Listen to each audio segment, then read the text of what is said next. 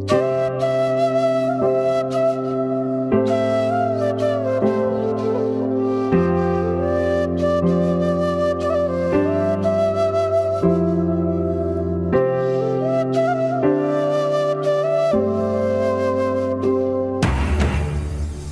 ফুল নিয়ে গৌরবের মিনারে প্রভাত ফেরি।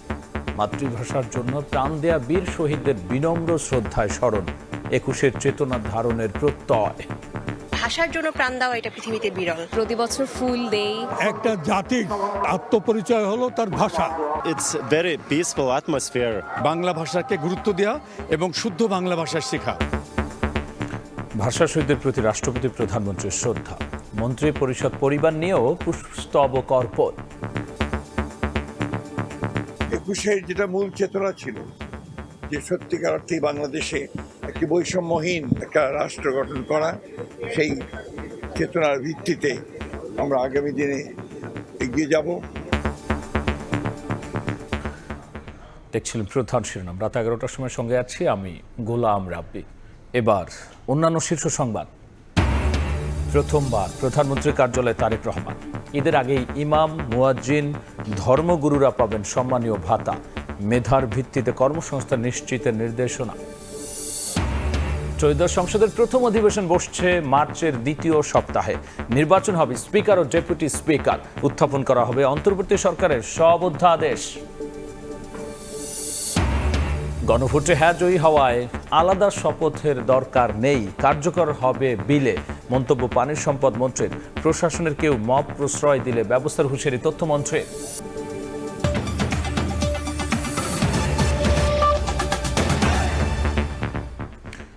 হাতে ফুল, হৃদয়ে ভালোবাসা নিয়ে প্রভাত ফেরি।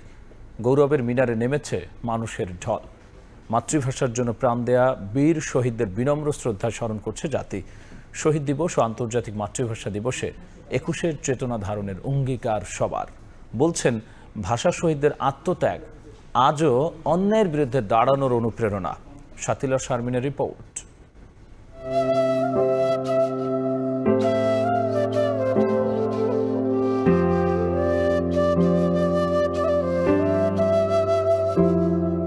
হাজার যুগের সূর্য তাপে জ্বলবে এমন লাল যে, সেই রহিতেই লাল হয়েছে কৃষ্ণচূড়ার ডাল যে।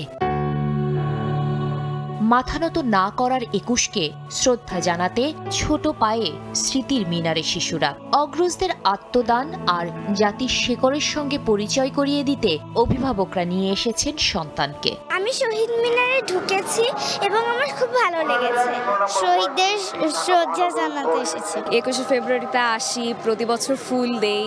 একটা জাতির তার আত্মপরিচয় হলো তার ভাষা, তার সংস্কৃতি। It's very peaceful atmosphere. Very peaceful vibes all around. ভোরের আলো ফোটার সঙ্গে সঙ্গে মানুষের ঢল নামে কেন্দ্রীয় শহীদ মিনারের পথে। শ্রদ্ধা জানান সামাজিক, সাংস্কৃতিক, রাজনৈতিক সংগঠন এবং শিক্ষা প্রতিষ্ঠানের প্রতিনিধিরা। অনেক ইংলিশ মিডিয়াম স্কুল হয়ে গেছে, তারা পড়াশোনা করছে, ঠিক আছে, কিন্তু বাংলা ভাষাটাকে অনেকটা পাশ কাটিয়ে যাচ্ছে। ইংরেজি ভাষার পাশাপাশি বাংলা ভাষাকে গুরুত্ব দেওয়া এবং শুদ্ধ বাংলা ভাষা শেখা। ১৯৫২ সাল মায়ের ভাষা সর্বস্তরে প্রতিষ্ঠার আন্দোলনে ঢাকার রাজপথ রঞ্জিত হয় সালাম, বরকত, রফিক, জব্বার সহ নাম না জানা অনেকের রক্তে। তাদের সেই আত্মত্যাগের চেতনা চলমান প্রজন্ম থেকে প্রজন্মে। বিশ্বজুড়ে ২১শে ফেব্রুয়ারি পালিত হচ্ছে মাতৃভাষার মর্যাদা রক্ষার অঙ্গীকারের দিন হিসেবে। বাংলা সহ সমস্ত মাতৃভাষা চর্চার মাধ্যমে জাগরুক থাকুক। জীবনযাপনের যে মৌলিক অধিকার, তার পরিপন্থী যত শক্তি আছে তারা ২১-এর চেতনার সাংঘর্ষিক। সকলে আমরা সমান নাগরিক অধিকার ভোগ করব। দেশটা একটি ইন্ডিপেন্ডেন্ট, স্বাধীন, সার্বভৌম রাষ্ট্র হবে, সেই লক্ষ্যে আমরা কাজ করে যাব। ফুলে ফুলে ভরে ওঠা বেদিতে আবারও শপথ, জাতি হিসেবে আত্মমর্যাদার সঙ্গে আসুক সমৃদ্ধিও। ২১ মানে মাথা নত না করা, ২১ মানে আত্মদান, ২১ মানে একটি জাতিরাষ্ট্রের গঠন। অগ্রজদের এই অবদানকে স্মরণ করে রাষ্ট্র হোক মানবিক, বৈষম্যহীন। শাতিলা শারমিন, সময় সংবাদ, ঢাকা। একুশের প্রথম প্রহরে কেন্দ্রীয় শহীদ মিনারে ভাষা শহীদদের প্রতি শ্রদ্ধা জানান রাষ্ট্রপতি ও প্রধানমন্ত্রী। পরে মন্ত্রিপরিষদ সদস্য পরিবার ও দলীয় নেতাকর্মীদের নিয়ে শ্রদ্ধা জানান তারেক রহমান। শ্রদ্ধা নিবেদন শেষে বিএনপির মহাসচিব ও স্থানীয় সরকার মন্ত্রী মির্জা ফখরুল ইসলাম আলমগীর বলেছেন, ফ্যাসিস্ট সরকারের জাতাকলে ২১ ছিল অবরুদ্ধ, যা এখন মুক্ত। মিজানুর রহমানের ক্যামেরায় আহমেদ সালেহিনের রিপোর্ট।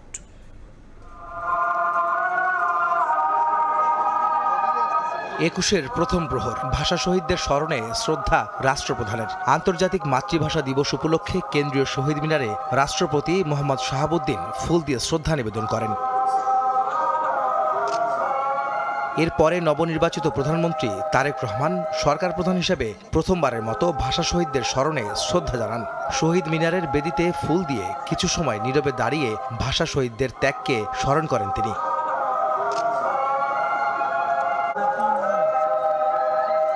পরে ভাষা শহীদদের আত্মার মাগফিরাত কামনা করে দোয়া মোনাজাত করেন তারেক রহমান সহ উপস্থিত সকলে।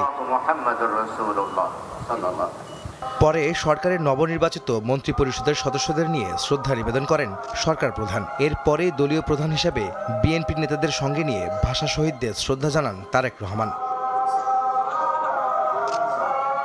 জিয়া পরিবারের পক্ষ থেকে সহধর্মিণী ডাক্তার জুবাইদা রহমান ও মেয়ে ব্যারিস্টার জাইমা রহমানকে সঙ্গে নিয়ে তারেক রহমান শ্রদ্ধা জানান ভাষা শহীদদের। এরপরে তিন বাহিনীর প্রধানগণ শ্রদ্ধা নিবেদন করেন মহান ভাষা আন্দোলনের শহীদদের স্মরণ করে। স্থানীয় সরকার মন্ত্রী ও বিএনপি মহাসচিব মির্জা ফখরুল ইসলাম আলমগীর এ সময় বলেন, ফ্যাসিস্ট সরকারের জাতাকলে ২১ ছিল অবরুদ্ধ, যা আজ মুক্ত হয়েছে। ২১ ছিল অবরুদ্ধ, এবার সেই ২১ আমাদের অনুভূতি সেই জন্যই একটু ভিন্ন রকম। ২১-এর চেতনায় বৈষম্যহীন গণতান্ত্রিক দেশ গড়ার প্রত্যয় ব্যক্ত করেন মির্জা ফখরুল। ২১-এর যেটা মূল চেতনা ছিল, যে সত্যিকার অর্থেই বাংলাদেশে একটি বৈষম্যহীন একটা সমাজ, একটা রাষ্ট্র গঠন করা, সেই চেতনার ভিত্তিতে আমরা আগামী দিনে এগিয়ে যাব। এরপরে বাংলাদেশে নিযুক্ত বিভিন্ন দেশের রাষ্ট্রদূত ও কূটনীতিকরা সহ নানা শ্রেণী পেশার মানুষ, রাজনৈতিক, সামাজিক ও সাংস্কৃতিক সংগঠনের নেতৃবৃন্দ ভাষা শহীদদের ফুল দিয়ে শ্রদ্ধা নিবেদন করেন। ন্যায্যতার ভিত্তিতে বৈষম্যহীন এক সমাজ গড়ে উঠবে, আর সেই প্রত্যয়ে আজকে সেই ভাষা শহীদদের প্রতি শ্রদ্ধা জানালেন সর্বস্তরের মানুষ। আহমেদ সালেহিন, সময় সংবাদ, কেন্দ্রীয় শহীদ মিনার, ঢাকা। খতিব, ইমাম, মুয়াজ্জিন ও অন্যান্য ধর্মীয় গুরুদের সম্মানীয় উৎসব ভাতা ঈদের আগেই দেয়া শুরু করবে সরকার। প্রধানমন্ত্রী কার্যালয়ে সভা শেষে উপদেষ্টা মাহাদি আমিন জানিয়েছেন, নির্বাচনী সব প্রতিশ্রুতি নিয়ে মন্ত্রণালয় সংশ্লিষ্টদের সঙ্গে আলোচনা করেছেন প্রধানমন্ত্রী। মেধার ভিত্তিতে কর্মসংস্থান নিশ্চিতের নির্দেশনা দিয়েছেন সরকার প্রধান। দায়িত্ব গ্রহণের পর প্রথমবারের মতো তেজগাঁও কার্যালয়ে অফিস করলেন প্রধানমন্ত্রী তারেক রহমান। সকালে প্রধানমন্ত্রীর কার্যালয়ে মুখ্য সচিব ABM আব্দুস সাত্তার ও অতিরিক্ত প্রেস সচিব আতিকুর রহমান রুমন প্রধানমন্ত্রীকে স্বাগত জানান। কার্যালয়ের মূল ভবনে প্রবেশের আগে সাবেক প্রধানমন্ত্রী বেগম খালেদা জিয়া সরকারের সময় দায়িত্ব পালনকারী কর্মকর্তা কর্মচারীদের সঙ্গে কুশল বিনিময় করেন তিনি। পরে স্মারক ডাক টিকিট উন্মোচন, স্বর্ণচাপা ফুলের চারা রোপণ ও বিশেষ মোনাজাত করেন প্রধানমন্ত্রী। পরে দুপুরে প্রধানমন্ত্রী তারেক রহমানের সভাপতিত্বে ধর্মীয় ও সামাজিক সম্প্রীতি সুদৃঢ়করণ বিষয়ক সভা অনুষ্ঠিত হয়। মন্ত্রিপরিষদ কক্ষে অনুষ্ঠিত সভায় মন্ত্রী, প্রতিমন্ত্রী ও সংশ্লিষ্ট ঊর্ধ্বতন কর্মকর্তারা উপস্থিত ছিলেন। দিনের সার্বিক কার্যক্রম নিয়ে গণমাধ্যমের সঙ্গে বিকেলে কথা বলেন প্রধানমন্ত্রীর উপদেষ্টা মাহাদি আমিন। জানান, ধর্মীয় ও সামাজিক সম্প্রীতি সুদৃঢ়করণ বিষয়ক সভায় মেধার ভিত্তিতে বৈষম্যহীন কর্মসংস্থানের বিষয়ে আলোচনা করেছেন প্রধানমন্ত্রী। বিএনপির একটি বড় নির্বাচনী প্রতিশ্রুতি ছিল সারা বাংলাদেশের প্রতিটি মানুষের জন্য যেন মেধার ভিত্তিতে বৈষম্যবিহীনভাবে আমরা কর্মসংস্থান সৃষ্টি করতে পারি। সরকারি চাকরির ক্ষেত্রে, বেসরকারি চাকরির ক্ষেত্রে, উদ্যোক্তা হিসেবে গড়ে ওঠার ক্ষেত্রে এবং বহির্বিশ্বে জনশক্তি রপ্তানির ক্ষেত্রে কিভাবে আমরা সবাইকে আরও দক্ষ এবং যোগ্য হিসেবে গড়ে তুলতে পারি, আমাদের শিক্ষা ব্যবস্থার প্রয়োজনীয় সংস্কারটুকু কীভাবে আনবো, এগুলি নিয়ে বিস্তারিত আলোচনা হয়েছে। ঈদের আগে খতিব, ইমাম, মুয়াজ্জিন ও অন্যান্য ধর্মীয় গুরুদের সম্মানী এবং উৎসব ভাতা দেওয়া শুরু হবে বলেও জানান মাহাদি আমিন। মেধার ভিত্তিতে কর্মসংস্থান নিশ্চিতের নির্দেশনা দিয়েছেন প্রধানমন্ত্রী। বিভিন্ন মসজিদের সম্মানিত খতিব সাহেব, সম্মানিত ইমাম সাহেব এবং সম্মানিত মুয়াজ্জিন সাহেব সহ অন্যান্য ধর্মের যারা রয়েছেন সেসব ধর্মগুরুদের জন্য আমাদের একটা প্রতিশ্রুতি ছিল যে মাসিক সম্মানী এবং উৎসব ভাতা প্রদান করা হবে। ঈদের আগেই পর্যায়ক্রমে সম্মানী প্রদান করবো ইনশাআল্লাহ।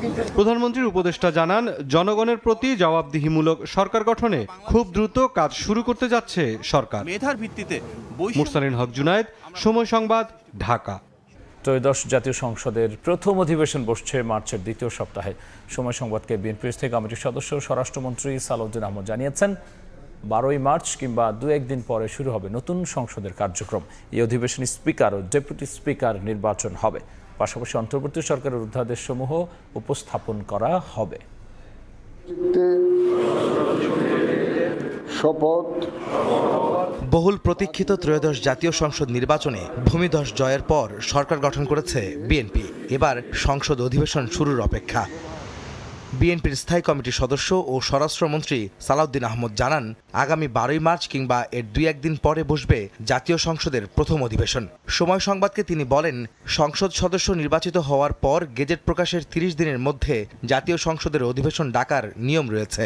সেই হিসেবে মার্চের দ্বিতীয় সপ্তাহে অধিবেশন ডাকার বিষয়ে সিদ্ধান্ত নিয়েছে বিএনপির সরকার। নির্বাচনের পরে গেজেট নোটিফিকেশন হয়েছে, ফলাফলের সেদিন থেকে 30 দিনের মধ্যে জাতীয় সংসদের অধিবেশন ডাকার নিয়ম আছে। ওই হিসাবে আমরা আগামী মার্চের 12 তারিখ অথবা তার 2-1 দিন পর আমরা সংসদ অধিবেশন বসার ব্যাপারে আমরা সিদ্ধান্ত নিয়েছি। সালাউদ্দিন আহমদ জানান, প্রথম অধিবেশনে স্পিকার ও ডেপুটি স্পিকার নির্বাচন হবে। উপস্থাপন করা হবে অন্তর্বর্তী সরকারের সময়ের অধ্যাদেশসমূহ ও শোক প্রস্তাব। ভাষণ দেবেন রাষ্ট্রপতি। এছাড়া অন্তত 15 দিন আগে প্রজ্ঞাপনের মাধ্যমে রাষ্ট্রপতিকে অধিবেশন ডাকতে হয় বলেও জানান তিনি। সংসদ অধিবেশনের যেদিন বসবে তার আগে থেকে কমপক্ষে 15 দিন আগে প্রজ্ঞাপন করতে হবে রাষ্ট্রপতিকে সংসদ আহ্বানের জন্য। এটা সংসদ সচিবালয় করবে। সেই অধিবেশনে স্পিকার এবং ডেপুটি স্পিকার নির্বাচন হবে, অধ্যাদেশগুলো উপস্থাপন হবে, শোক প্রস্তাব হবে, রাষ্ট্রপতির ভাষণ হবে। শপথ করিতেছি যে 12ই ফেব্রুয়ারি নির্বাচনের মাধ্যমে বিএনপি সরকার গঠন করলে প্রধানমন্ত্রী নির্বাচিত হন তারেক রহমান। বিরোধী দলীয় নেতা হন 11 দলীয় ঐক্যের নেতা ও জামাত আমির ডাক্তার শফিকুর রহমান। আহমেদ সালেহীন, সময় সংবাদ, ঢাকা। গণভোটে হ্যাঁ জয়ী হওয়ায় আলাদা করে শপথ নেওয়ার কিছু নেই। সংসদে বিল উত্থাপনের মাধ্যমেই বিষয়টি কার্যকর হবে বলে জানালেন পানি সম্পদ মন্ত্রী শহীদুদ্দিন চৌধুরী আনি। প্রশাসনের কেউ গোপনে মবকে প্রশ্রয় দিলে চিহ্নিত করে ব্যবস্থা নেওয়ার হুঁশিয়ারি দিয়েছেন তথ্যমন্ত্রী জহিরুদ্দিন স্বপন। আন্তর্জাতিক মাতৃভাষা দিবসে নিজ নিজ এলাকায় শহীদ মিনারে শ্রদ্ধা নিবেদন করেন সরকারের বেশ কয়েকজন মন্ত্রী। ভাষা শহীদদের আত্মার মাগফিরাত কামনা করেন তারা। শনিবার পিরোজপুরে মহান শহীদ দিবসে আলোচনা সভা ও পুরস্কার বিতরণ অনুষ্ঠানে প্রধান অতিথির বক্তব্য রাখেন গৃহায়ন ও গণপূর্ত প্রতিমন্ত্রী আহমদ সোহেল মঞ্জুর সুমন। এ সময় তিনি বলেন, দুর্নীতির কারণে বিগত 1.5 বছর দেশে অনেক অবকাঠামোগত উন্নয়ন হয়নি, সেগুলো চিহ্নিত করে দ্রুত কাজ করা হবে। বিভিন্ন রকম দুর্নীতির কারণে তো আমরা বিভিন্ন এই গত 1.5 বছরে আমাদের অনেক ধরনের অবকাঠামোগত কাজগুলি আমরা কোনো টাকা পয়সা পাই নাই, কাজ হয়নি। তো আমাদের উচিত হবে যে এই দুর্নীতি জিরো টলারেন্স, এই ব্যাপারে আপনারা সবাই সজাগ থাকবেন। লক্ষ্মীপুর কেন্দ্রীয় শহীদ মিনারে ভাষা শহীদদের স্মরণে ফুল দিয়ে শ্রদ্ধা জানান পানি সম্পদ মন্ত্রী শহীদউদ্দিন চৌধুরী অ্যানি। এ সময় তিনি বলেন, আলাদা করে শপথ নেওয়ার কিছু নেই। সংসদে বিল উত্থাপনের মাধ্যমে স্বাভাবিকভাবেই গণভোটের হ্যাঁ জয়যুক্তের বিষয়টি কার্যকর হয়ে যাবে। হা না ভোট হয়েছে গণভোট, সেখানে হা জয়যুক্ত হয়েছে খুব স্বাভাবিক কারণেই পার্লামেন্টে বিলটা রেজ হবে। হায়ের শপথের কোনো প্রয়োজন নাই, হা অটোমেটিক জাতীয় সংসদে বসা মাত্রই হা কার্যকরী হবে। বরিশালে আন্তর্জাতিক মাতৃভাষা দিবসের অনুষ্ঠানে তথ্য ও সম্প্রচার মন্ত্রী জহিরুদ্দিন স্বপন অভিযোগ করেন, প্রশাসনের মধ্যেও কেউ গোপনে মবকে প্রশ্রয় দিচ্ছে। সরকার তাদের চিহ্নিত করে ব্যবস্থা নেবে বলে হুঁশিয়ারি দেন তিনি। একটি মহলকে আমরা দেখেছি তারা মবকে প্রশ্রয় দেওয়ার চেষ্টা করেন। একটি মহলকে আমরা দেখি এমনকি প্রশাসনের গুরুত্বপূর্ণ পদের থেকেও গোপনে গোপনে অনেকে মবকে পৃষ্ঠপোষকতা করেন। এদিকে মংলা সমুদ্র বন্দর পরিদর্শন করেন নৌপরিবহন মন্ত্রী শেখ রবিউল আলম। সম্ভাবনা ও সুযোগ সুবিধার সর্বোচ্চ ব্যবহার নিশ্চিত করে বন্দরটিকে আরো গতিশীল ও উন্নত করতে সরকারের পরিকল্পনা রয়েছে বলে জানান তিনি। সক্ষমতার শতভাগ আমরা এটা ব্যবহার করতে চাই। চিটাগাং বন্দর বাংলাদেশের বন্দর, মোংলা বন্দর বাংলাদেশের বন্দর। বন্দরের সভাকক্ষে বন্দরের আমদানি রফতানি কার্যক্রম, চলমান ও নতুন প্রকল্প সমূহ সার্বিক বিষয় নিয়ে মতবিনিময় সভা অনুষ্ঠিত হয়। তারিফ রহমান, সময় সংবাদ। ঈদ কেনাকাটায় জমে উঠছে রাজধানীর বিপণী বিতানগুলো। ভিড় এড়াতে অনেক আগে ভাগেই আসছেন মার্কেটে। প্রথম দিকে শিশুদের কেনাকাটা সারছেন তারা। নানা রঙের পোশাকে রঙিন রাজধানীর বিপণী বিতানগুলো। ছুটির দিনে রাজধানীর শিশুদের পোশাকের দোকানে ভিড় ছিল চোখে পড়ার মতো। রমজান শুরুর পর থেকেই অনেকেই সারছেন তাদের ঈদের কেনাকাটা। সঙ্গে আছে পরিবারের ছোট্ট সদস্যটিও। আমি অনেক সুন্দর ধরনের পোশাক কিনেছি। আমি এখান থেকে আমার পার্টি ড্রেস কিনেছি, ওখান থেকে আমার সুতি জামা কিনেছি। প্রথমের জন্য কেনার জন্য আসছি, এখন মেয়েটা কিনা ছেলের জন্য কিনবো। পিঙ্ক কালার জামা কিনেছি, আরেকটা কিনবো। আজকে শনিবার, সরকারি ছুটি আছে, একটু ফাঁকা আছে, এই জন্য বাচ্চাদেরকে নিয়ে আসে যায়। বিক্রেতারা বলছেন সারারা, পার্টি ফ্রক, পাঞ্চু ধরনের পোশাক রয়েছে শিশুদের চাহিদার শীর্ষে। পাঞ্চু এগুলো চলতেছে, লেহেঙ্গা চলতেছে আমাদের ভালো, সারারা চলতেছে, যেগুলো এই টাইপের গুলো খুব ভালো চলতেছে। তবে অতিরিক্ত দাম হাঁকানোর অভিযোগও রয়েছে ক্রেতাদের। জিনিসের অনেক দাম, মানে কাপড় হিসেবে অনেক দাম, মানে করা যায় না, দামে মেটানো যায় না। যে পণ্যটা 1000 টাকা বিক্রি করে তারা দাম চায় 3000, 3200, 3500 এমন। এই যে রোজা আসবে, ঈদ আসবে, দাম বাড়বে, এরকম কোনো সিস্টেম আমাদের নাই। আমাদের ফিক্সড প্রাইসের দোকান, সীমিত লাভ, সেল বেশি। দিন বাড়ার সঙ্গে সঙ্গে বিক্রি আরও বাড়ার আশা ব্যবসায়ীদের। অন্তরা সেন, সময় সংবাদ, ঢাকা। একপক্ষীয়ভাবে বিভিন্ন দেশের ওপর প্রেসিডেন্ট ডোনাল্ড ট্রাম্পের ব্যাপক শুল্ক আরোপ অবৈধ বলে রায় দিয়েছেন যুক্তরাষ্ট্রের সুপ্রিম কোর্ট। শুক্রবার এক রায়ে জাতীয় জরুরি পরিস্থিতির জন্য প্রণীত আইন ব্যবহার করে আমদানি পণ্যে ব্যাপক শুল্ক আরোপ করা নির্বাহী ক্ষমতার অপব্যবহার বলে মন্তব্য করেছেন দেশটির সর্বোচ্চ আদালত। দ্বিতীয় মেয়াদে দায়িত্ব নেওয়ার পর শুল্ককে অর্থনৈতিক ও পররাষ্ট্রনীতির প্রধান হাতিয়ার হিসেবে ব্যবহার করে আসছিলেন ট্রাম্প।